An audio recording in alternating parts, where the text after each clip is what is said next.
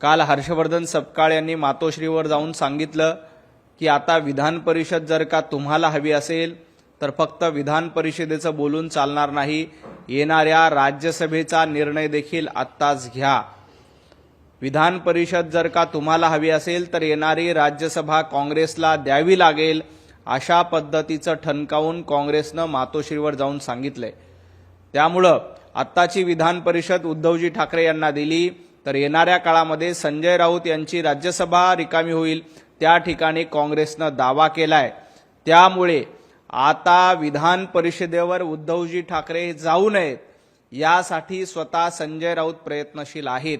कारण आता उद्धवजी ठाकरे विधान परिषदेवर गेले तर वर्षभरानंतर येणाऱ्या राज्यसभेच्या निवडणुकीत संजय राऊत यांचा पत्ता कट होऊ शकतो। त्यामुळे आत्ताच उद्धवजींचा पत्ता कट करण्याचा प्रयत्न संजय राऊत यांच्या मार्फत सुरू आहे आणि काँग्रेसनी जी आट घातली आहे, कारण याआधीच्या राज्यसभेच्या निवडणुकीत शरद पवार साहेबांना संधी मिळाली, आता विधान परिषदेला उद्धवजी ठाकरे यांना संधी मिळण्याची शक्यता आहे आणि येणाऱ्या काळात ती जागा काँग्रेसला मिळावी राज्यसभेची, अशी काँग्रेसची आट आहे।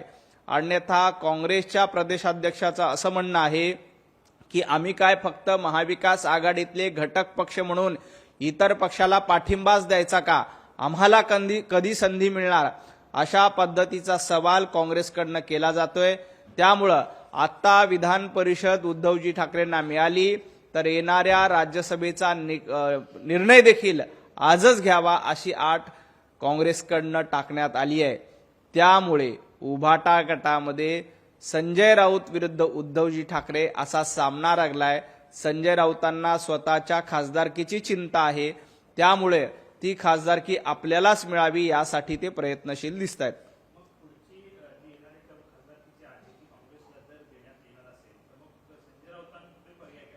संजय राऊतांकडे आता एकच पर्याय उरलाय।